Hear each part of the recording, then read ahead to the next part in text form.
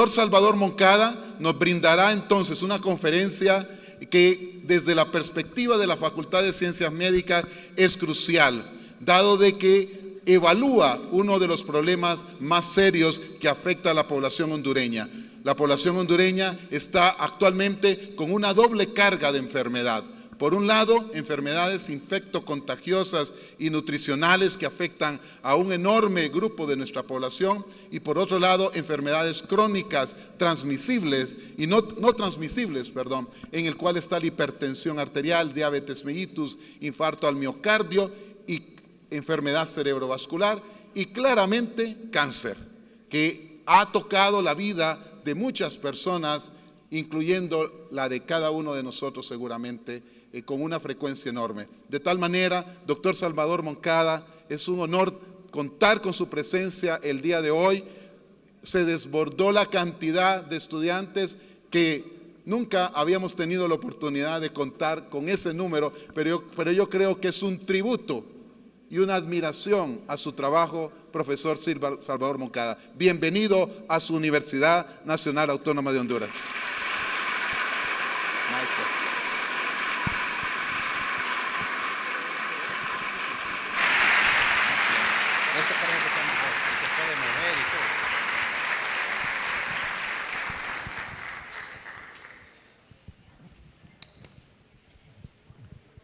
Buenos días a todos.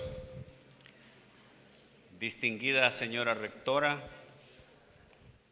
distinguido y querido amigo decano de la Facultad de Medicina, doctor Marco Tulio Medina, autoridades universitarias, queridos amigos, compañeros, estudiantes. Es realmente un placer tener la oportunidad de venir a Honduras y compartir con ustedes algunas de las cosas que conocemos y algunas de las cosas que hacemos. Cada vez que regreso a Honduras, la esperanza de hacer cosas en este país se renueva y las posibilidades de hacer cosas en este país aumentan. A través de los años hemos visto crecer oportunidades y crecer juventudes con gran capacidad y con gran talento, que tienen el potencial de cambiar efectivamente el rumbo de este país hacia mejor. En vez de hablar de alguna cosa completamente nueva, lo que yo pensé que podía hacer esta mañana es poner al día algunos de los temas de los que he hablado en otras ocasiones, especialmente por una razón, y es que algunas de las cosas que hemos hecho a través de los años han terminado teniendo un impacto clínico muy grande y han llevado a desarrollos importantes en áreas de patología en las cuales no teníamos ninguna idea que íbamos a terminar cuando trabajábamos en esto hace algunos años. De tal manera que el énfasis tiene que ver con los desarrollos clínicos de los trabajos que hemos hecho, con la significación de todo eso con respecto a la salud y la enfermedad, especialmente en las áreas relacionadas con enfermedades cardiovasculares y más recientemente relacionadas con cáncer. En los últimos 35, 40 años yo he estado interesado fundamentalmente en una cosa, y es cómo funciona la pared arterial cuando es normal y qué es lo que pasa en las situaciones en las que hay patología. Específicamente he estado interesado en el endotelio vascular, que es la capa interna de la pared de todos los vasos del cuerpo, arteriales, venosos y linfáticos, y que posiblemente tiene no solo el secreto para entender la fisiología del funcionamiento de la pared vascular, sino también tiene los secretos que nos van a llevar a entender claramente qué es lo que pasa con respecto al desarrollo de patología vascular. Lo que necesito es un puntero, si alguien tiene un puntero, si hay uno por aquí. Entre 3,000 gentes tiene que haber un puntero.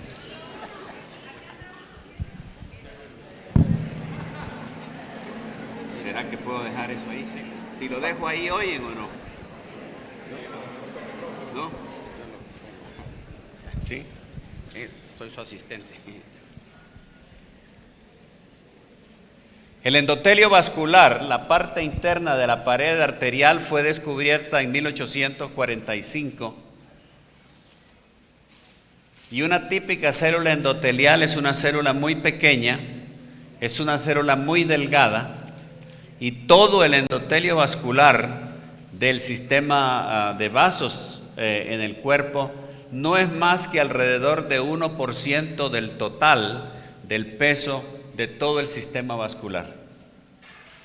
Lo interesante, esta es una fotografía de microscopía electrónica de una célula endotelial con unas características muy definibles que tienen que ver con esta estructura poliédrica, una célula muy fina, como les decía, de alrededor de 3 micrómetros de grosor. Esta es la parte del núcleo, y aquí no se ven con esta luz, pero hay en rojo, se ven la concentración de mitocondrias alrededor del núcleo celular. Estas células se ponen sobre la pared vascular en el interior. Durante muchos años se pensó que el endotelio vascular no era más que una capa de celofán o tipo celofán que cubría la pared interna del vaso y que solo permitía efectivamente la circulación de la sangre. Aún cuando yo comencé a hacer mis estudios en los años 70, la idea de que el endotelio vascular era una capa inerte era la idea más generalizada en la investigación biológica. Pero en el año de 1966 más o menos, Florey, que fue uno de los inventores de la penicilina, como ustedes saben, cuando se hizo viejo a los 60 años, a los 55, 60 años más o menos, desarrolló enfermedad cardiovascular y empezó a interesarse por el estudio del endotelio vascular. Y en el año 66 dio una conferencia en la cual enseñó por primera vez unas fotografías de microscopía electrónica del endotelio vascular, y concluía interesantemente que en los próximos 10 años seguramente habría investigaciones importantes que descubrirían la importancia del endotelio vascular en el sistema circulatorio. Lo que él señalaba es que esta célula, y él fue el primero que usó esta frase, efectivamente durante muchos años se había visto simplemente como una capa interna. En los últimos 35 años se han hecho una gran cantidad de descubrimientos que indican claramente que el endotelio vascular no es una capa inerte, sino que es una estructura biológica de una gran capacidad metabólica que regula y controla el funcionamiento del sistema vascular.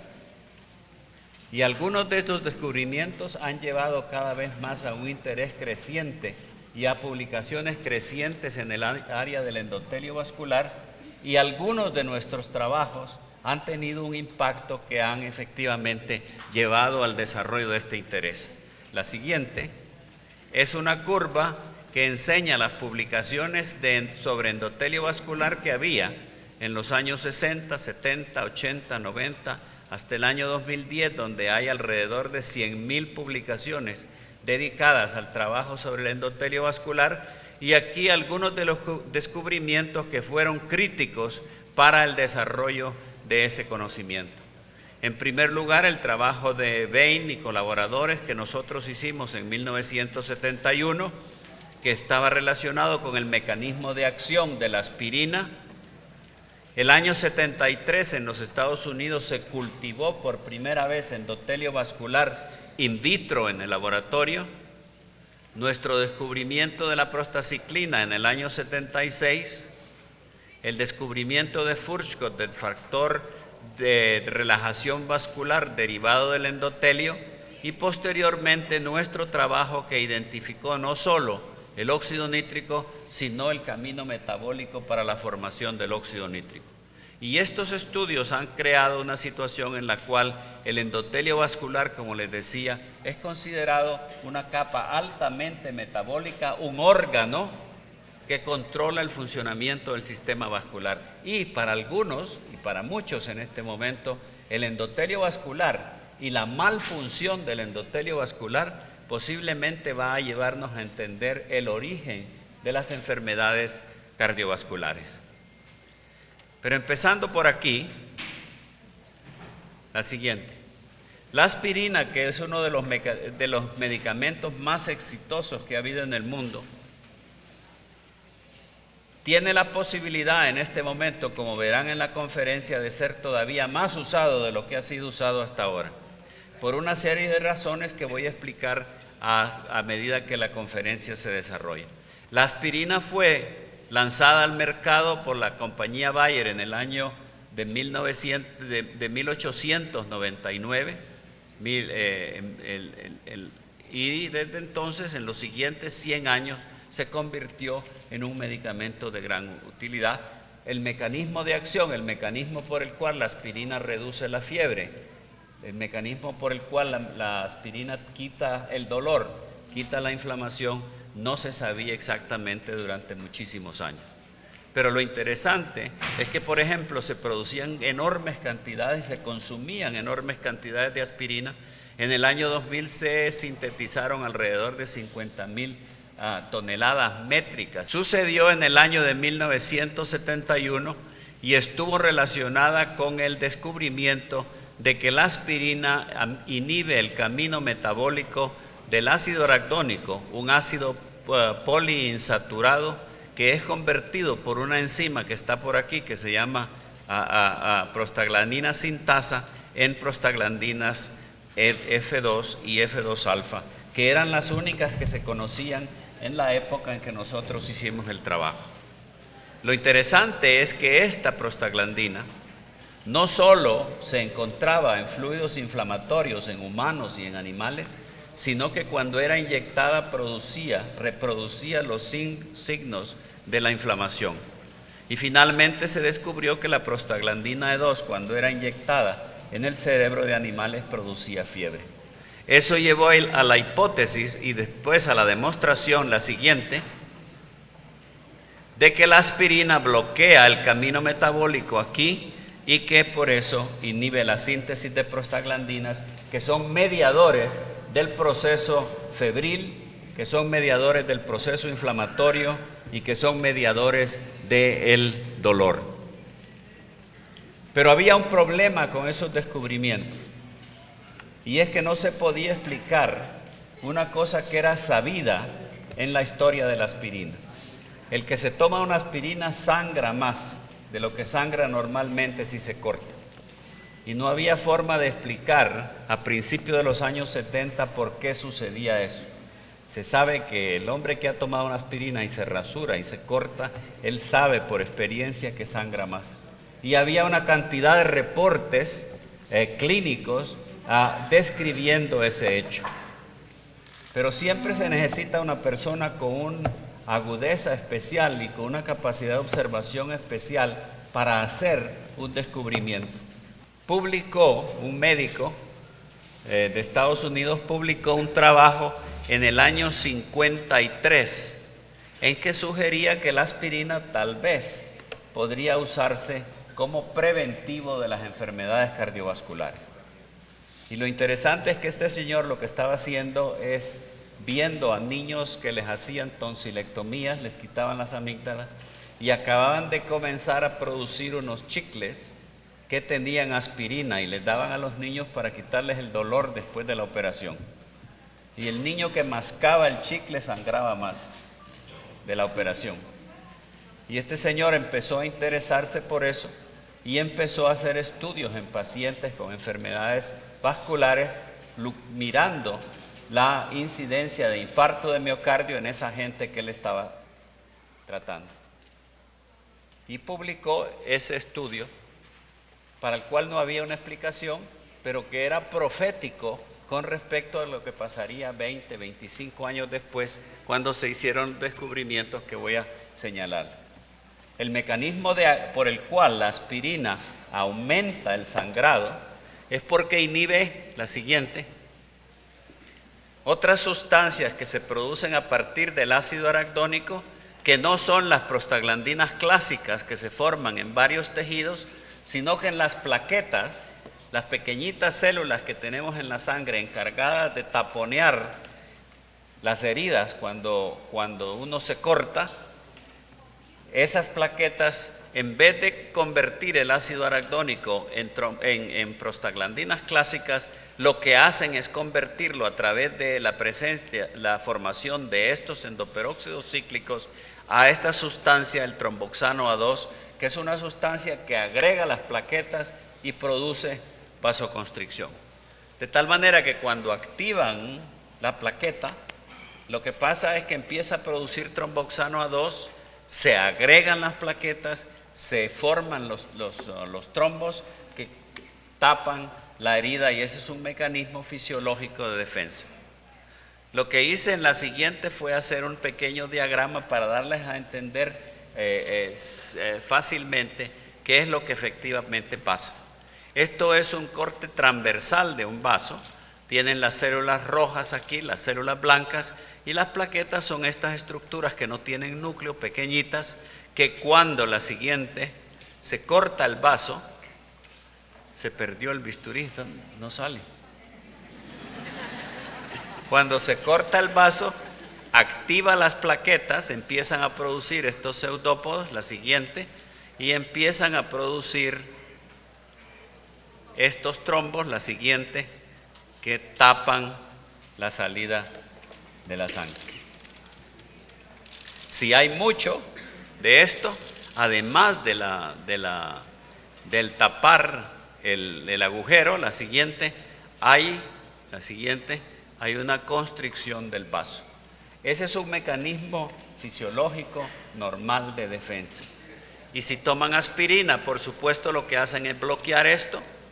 Y si hay mucho menos de tromboxano A2, no hay el tapón, no hay vasoconstricción y hay aumento de sangrado cutáneo. Esa es la explicación del mecanismo de acción. Lo interesante ahora es que eso que acabo de mostrar es lo que parece que pasa normalmente en un vaso que no está cortado, pero en el que se va a formar una placa arteriosclerótica. Las plaquetas juegan un papel inicial en el daño vascular, sobre el cual empieza todo un proceso inflamatorio crónico que desarrolla en una placa arteriosclerótica. Y esa es la razón por la cual, cuando se sabe esto, se sugiere que la aspirina podía prevenir las enfermedades cardiovasculares. Ahí fue cuando empezamos a complicar la historia. Y empezamos a preguntarnos si la pared arterial misma era capaz de producir tromboxano A2. La razón era que estábamos haciendo unos experimentos de sangrado cutáneo en la cola de la rata, y cuando veíamos por el microscopio, algunas veces cuando se hace el corte, los labios de la herida se cierran mucho más rápido de lo que las plaquetas necesitan para formar el tapón. Y entonces pensamos que era posible que allí se estuviera formando esta sustancia y sinergizando con las plaquetas para asegurar que el tapón hemostático se forme. La cáscara esa que se forma en las heridas es fundamentalmente de plaquetas. Entonces decidimos estudiar qué es lo que la pared arterial estaba haciendo y si estaba haciendo tromboxano A2.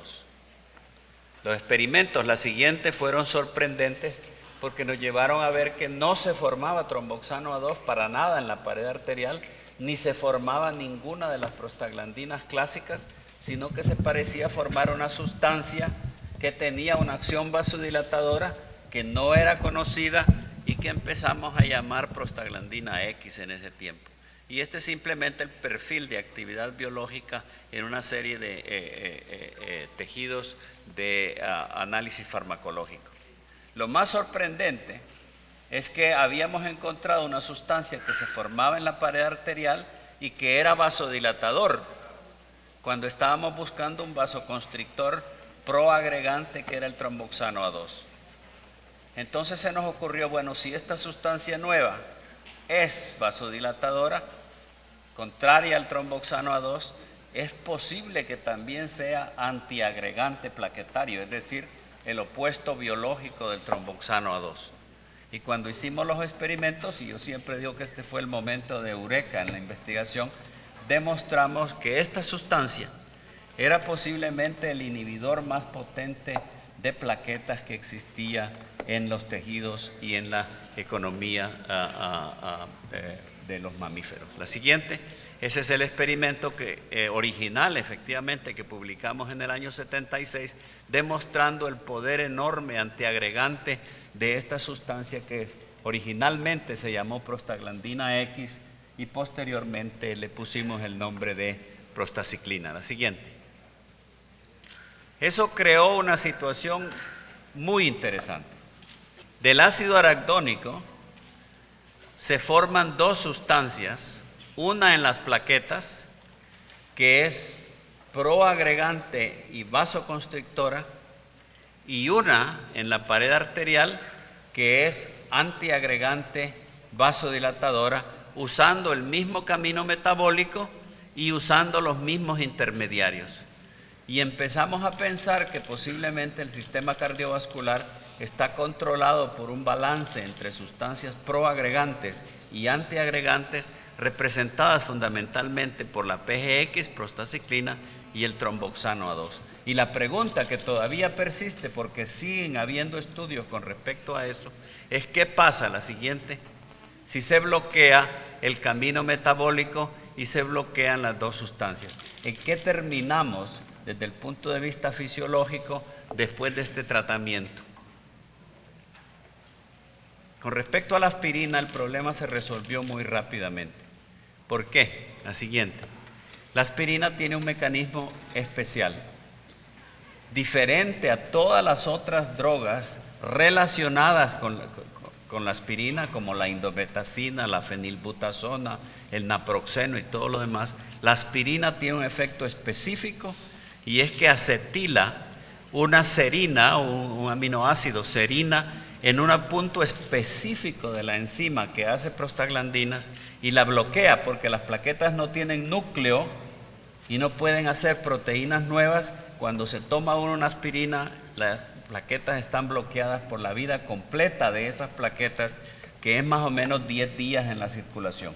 De tal manera que se toma una aspirina 1, las plaquetas están bloqueadas por el resto de la vida de las plaquetas, que se van sustituyendo 10% por día más o menos.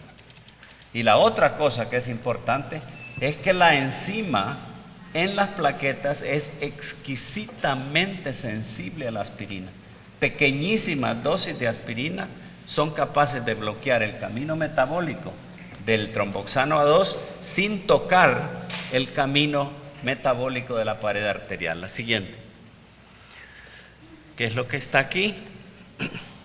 Y por eso, la siguiente.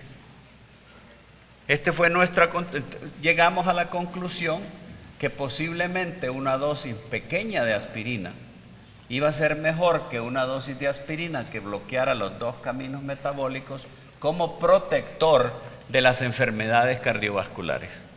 Y lo que hicimos rápidamente fue tomarnos unas aspirinas, o una pequeña dosis, o una dosis grande, y después hacernos unos cortecitos en la piel y medir el tiempo de sangrado cutáneo. Y encontramos efectivamente que si tomamos 0.3 gramos de aspirina, sangramos más que si tomamos 3.9 gramos de aspirina, sugiriendo que efectivamente la dosis pequeña de aspirina va a ser más eficiente y efectiva con respecto a la protección cardiovascular. La siguiente. Y entonces la situación es la siguiente. La verdad es que hay dos enzimas, una en las plaquetas, que va a la formación del tromboxano A2, y otra en la pared arterial, que va a la formación de prostaciclina. Si damos una dosis grande de aspirina, vamos a bloquear los dos y no vamos a tener ninguno de los productos. Pero si damos la dosis pequeña de aspirina, y ahora la corté en 4 pedazos, la que les estaba enseñando antes, lo que hacen es bloquear este camino metabólico, dejando abierto el otro, y esa es la explicación de por qué hay protección cardiovascular cuando se toman una pequeña dosis de aspirina, y este es el mecanismo que explica ese estado de protección. La siguiente. Eso ha resultado ser efectivamente muy importante, y yo siempre digo que si alguien se hubiera si hubiera querido inventar algo como la aspirina, no se lo hubiera inventado tan bien. Esto salió por casualidad, porque la aspirina en pequeñas dosis ha demostrado en estudios clínicos, después hecho metaanálisis de todos ellos, que es capaz de prevenir el accidente cerebrovascular en pacientes con ataques transitorios isquémicos, reduce el riesgo de infarto de miocardio, reduce la mortalidad en el infarto de miocardio y previene la oclusión de los trasplantes vasculares. De tal manera que es una sustancia que ha tenido un éxito enorme con respecto al uso específico de protección cardiovascular usada en pequeñas dosis. La siguiente. Eso, como siempre pasa, la moda ha llevado al uso enorme, al aumento del uso de la aspirina enormemente, al punto que se calcula que en este momento por lo menos 500 millones de personas en el mundo toman todas las mañanas una pequeña aspirina para protegerse contra las enfermedades cardiovasculares. Yo estuve buscando si hay algunas estadísticas con respecto a esto, y encontré que en Italia se calcula que 10% de la población toman pequeña dosis de aspirina, en Suiza alrededor del 3% de la población, y en los Estados Unidos posiblemente alrededor del 35% de todos los habitantes están tomando pequeñas dosis de aspirina. Muchos de ellos sin tener ningún factor de riesgo, y la pregunta ha sido, porque como ustedes saben, la aspirina produce un daño en el estómago y uno tiene la posibilidad de sangrar del estómago si toma aspirina, es ¿cuál es el riesgo-beneficio de tomar aspirina? La gente que no tiene factores de riesgo, se amerita que tome cuando tiene completa normalidad la aspirina para prevenir o no. Y esos estudios han sido publicados recientemente. La siguiente. Que demuestran interesantemente, este es el beneficio, el número de pacientes que tienen beneficio del consumo de aspirina en pequeñas dosis frente al el daño y el sangramiento del tubo gastrointestinal. Si una persona tiene hipertensión, si tiene angina, si tiene un infarto de miocardio previo, si tiene angina inestable, la protección es muy clara con respecto al riesgo de tener un sangramiento gastrointestinal.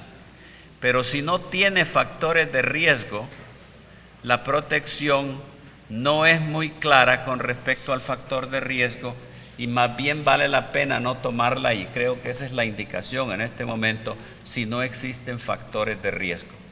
Ahora, una persona con síndrome metabólico, un obeso, un diabético, un hipertenso y aún una persona que fuma, mejor tomar una pequeña dosis de aspirina para tener protección cardiovascular. Pero no hay evidencia de que la persona normal tenga mayor beneficio que el riesgo de tener un sangramiento gastrointestinal. Y esto fue publicado en el año 2013 y es un estudio importante hecho por Carlo Patrono. La siguiente. Bueno, las cosas se van complicando, y a medida que se complican, algunas veces se explican mejor los puntos originales. En los años 90 se descubrió que hay dos ciclooxigenasas, no solo una, sino que hay dos.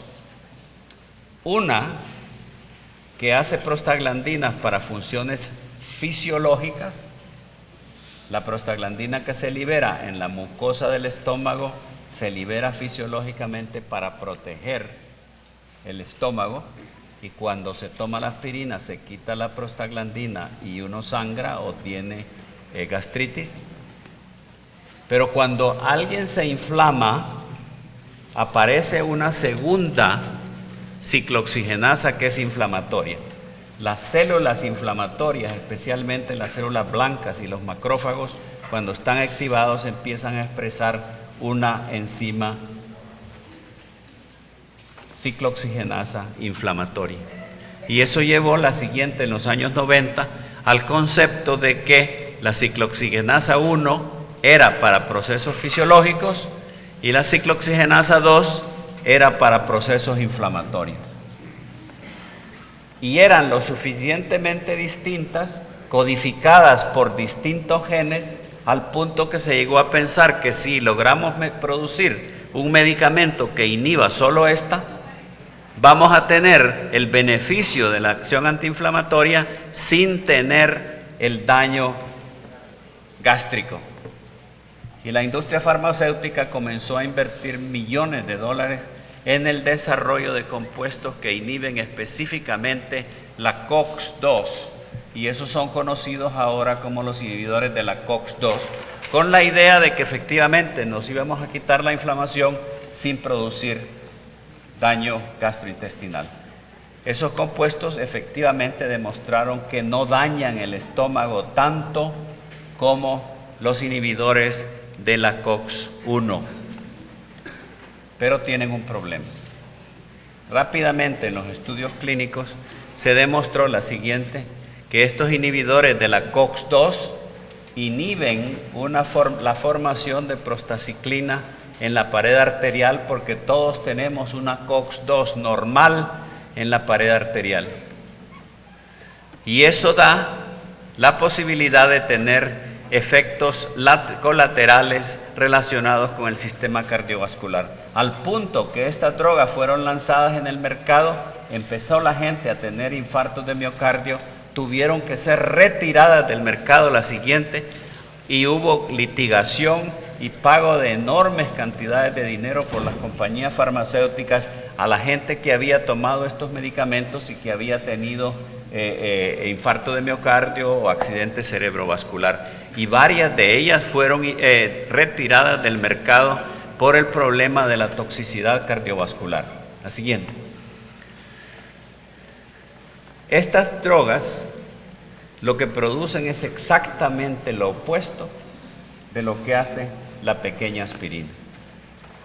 Si no fuera por el desastre que ha habido con respecto al desarrollo y la litigación y la gente que ha tenido enfermedades vasculares, yo debería estar celebrando, porque esto justifica completamente la hipótesis del balance de estas sustancias en el sistema vascular. Ustedes inhiben el tromboxano A2, protegen, inhiben la prostaciclina y tienen efectos cardiovasculares. Estas drogas, los inhibidores de la COX-2, la siguiente, lo que hacen es bloquear este lado del camino.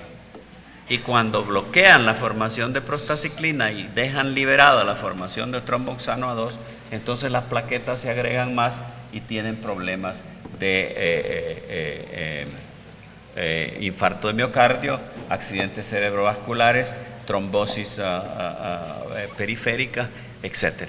Y eso está claramente demostrado, a pesar de que ha habido una gran controversia.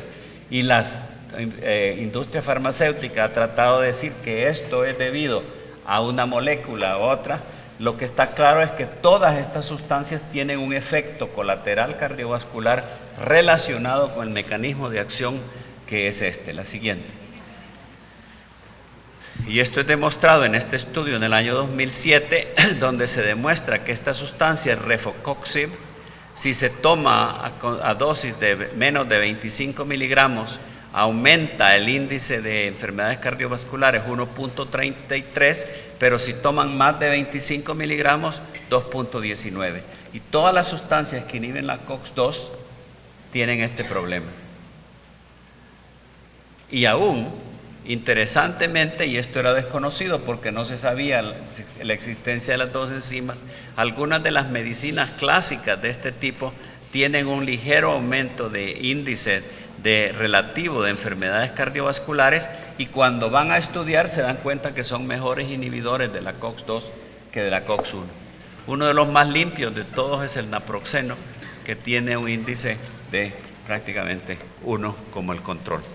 La siguiente. Hay una gran pregunta aquí, una gran pregunta de un gran interés estratégico en el futuro, y es: ¿la COX-2 que tenemos en el sistema cardiovascular es fisiológica o es resultante de nuestro estilo de vida? A medida que vamos viviendo, a medida que fumamos, a medida que nos hacemos obesos, a medida que tenemos hipertensión, la pared arterial se va inflamando y tiene la expresión de una COX-2 que es la que está protegiendo, y que cuando tomamos estos medicamentos nos crea una situación protrombótica. En este momento no está claro, y hay muchos estudios tratando de investigar esa pregunta, porque si hay una inflamación crónica en la pared arterial, sería muy interesante efectivamente estudiar el componente inflamatorio de la placa arteriosclerótica, que es ahora en día uno de los estudios más interesantes que existe en esta área.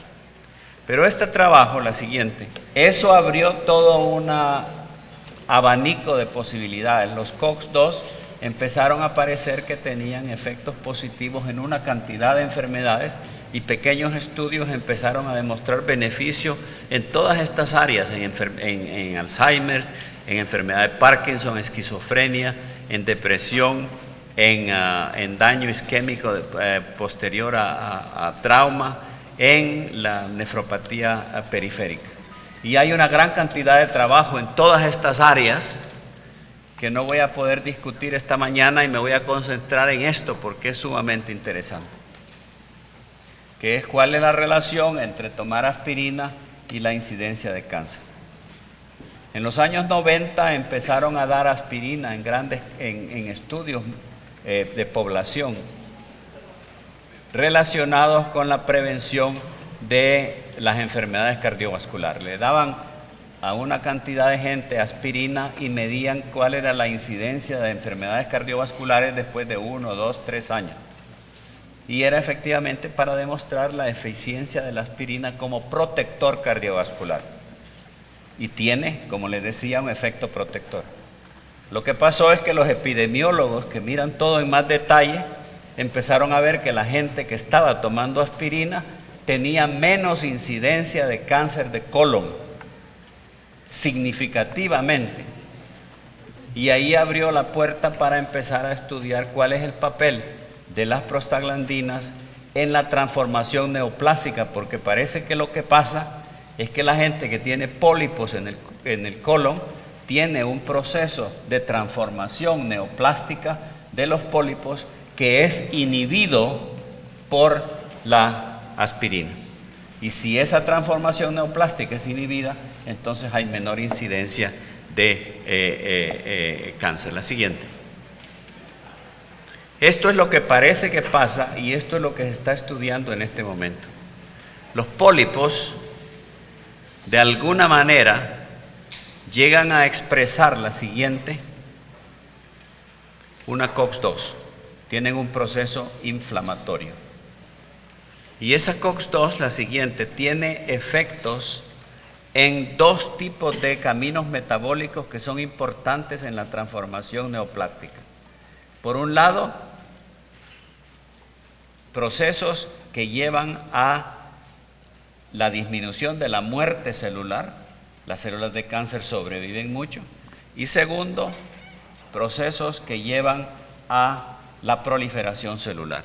Y parece que las prostaglandinas formadas por esta enzima, la prostaglandina E2, es capaz de empezar a cambiar, a transformar genéticamente las células en esas dos áreas. Las células se mueren menos, las células proliferan más y empiezan a desarrollar características neoplásicas. Y eso es por la razón por la cual la siguiente, si ustedes dan un inhibidor de la enzima COX-2, la siguiente, lo que hacen es quitar eso y disminuir la siguiente, la incidencia de cáncer de colon. Entonces, claro, obviamente empezaron a tratar de hacer estudios para prospectivos, dando estas medicinas y tratando de ver la protección frente a la incidencia de cáncer de colon. Lo que pasa es que, como había de esperarse, cuando le empezaron a dar las medicinas a esta gente, empezó a tener problemas cardiovasculares y tuvieron que parar los estudios. Y ahí fue cuando se hizo un descubrimiento sumamente interesante. La siguiente. Primero, antes de eso, existe ya evidencia que la aspirina no solo protege la transformación neoplástica en el colon, sino en la próstata, en cáncer, en mama y en pulmón. No hay estudios clínicos grandes como hay en colon, pero empieza a haber evidencia de laboratorio que sugiere que lo mismo pasa en todas estas neoplasias que tienen un componente inflamatorio al comienzo y que se está convirtiendo en una de las áreas más calientes de estudio en cáncer, que es cuál es la relación entre procesos inflamatorios y la incidencia de cáncer y en qué forma los factores inflamatorios tienen una incidencia en el desarrollo neoplástico de la célula. Yo creo que eso va a ser un área de gran interés en los próximos años, ya es un área de gran interés. Pero ahí, como les decía, es que se hizo un descubrimiento importante. La siguiente. Primero, antes de eso, si ustedes estudian la gente que está tomando aspirina, que no tiene factores de riesgo cardiovasculares, y la gente toma aspirina por 0 a 2.9 años, no tiene ninguna protección contra el cáncer. Si toma entre 3 y 9 años, hay protección. Y si toma más de 5 años, hay una protección muy clara de la incidencia de cáncer de colon, como está aquí, sin haber un aumento de la incidencia de problemas cardiovasculares. Esta disminución en la incidencia de cáncer es lo suficientemente significativa para llevar a la sugerencia en este momento que una manera de prevención sería la toma de aspirina para prevención de la transformación neoplásica. Les decía que ahí es donde se hizo un descubrimiento importante. La siguiente. ¿Qué es la siguiente? Que esta enzima, como les decía antes, solo es inhibida por dosis grandes de aspirina. Y lo que encontraron fue que aún la gente que tomaba la pequeña aspirinita estaba protegida contra la incidencia de cáncer. Y eso ha llevado a una hipótesis que se está investigando en este momento, que podría dar origen a una serie de datos muy interesantes, que es la siguiente. Por alguna razón que no entendemos en este momento, la siguiente. Las plaquetas posiblemente también juegan un papel en este proceso inflamatorio. Porque la aspirina en pequeñas dosis va a bloquear a estas chicas, no a la COX-2 aquí. No tiene capacidad en pequeñas dosis de bloquear la COX-2. Estas plaquetas, la siguiente, parece que se activan, inflaman los pólipos, la siguiente, y eso lleva a la formación de la COX-2. Y es por eso que las pequeñas dosis de aspirina, la siguiente, tiene la capacidad de proteger por un mecanismo indirecto, que es la inhibición de la expresión de la COX-2, la incidencia de transformación neoplásica. Varias investigaciones interesantes. Primero, ¿por qué las plaquetas y cuál es la relación entre agregación plaquetaria y transformación neoplástica?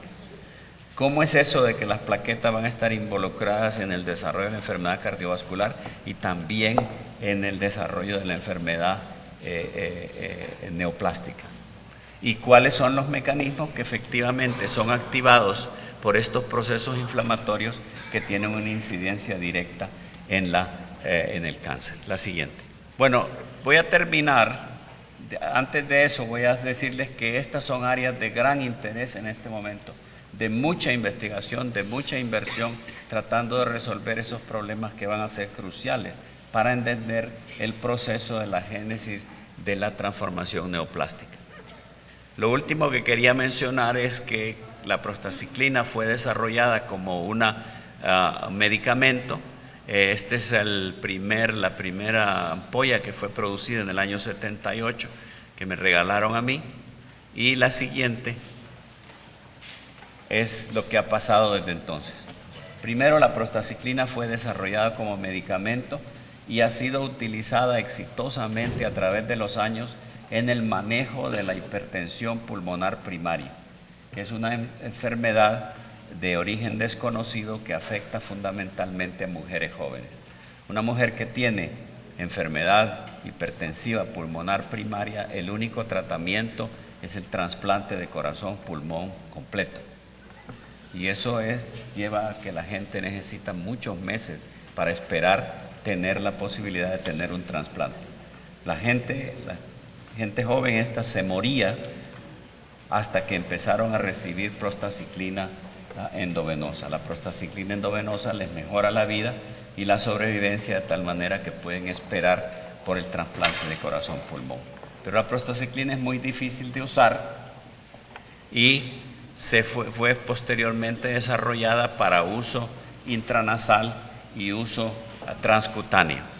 Y de ahí surgieron una serie de conceptos que han llevado al desarrollo de nuevos medicamentos, porque parece que si se trata por largo tiempo una persona que tiene enfermedad pulmonar hipertensiva primaria, hay una remodelación del vaso hacia la normalidad, sugiriendo que en el futuro el tratamiento crónico podría llevar a una normalización sin necesidad de esa operación monstruosa que es una operación de trasplante de corazón-pulmón.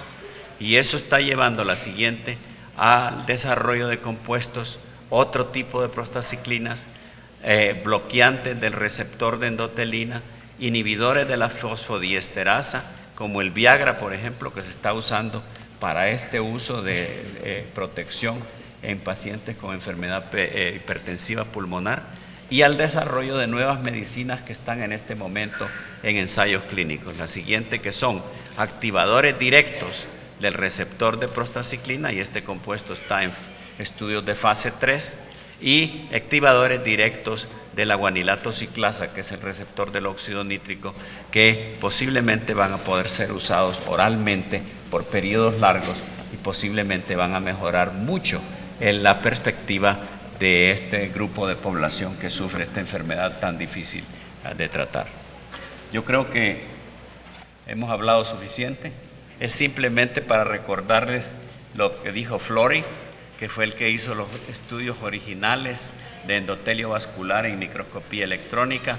Lo que queda de Florey es la siguiente, que es, yo espero ahora, 60 años después, que el endotelio vascular tiene suficientes secretos para que sigamos trabajando otros 50 años y para que encontremos muchas cosas que van a ser beneficiosas, no solo en el sentido de entender el desarrollo de enfermedades, sino además en la prevención y el tratamiento eficiente y efectivo de estas condiciones. Muchas gracias.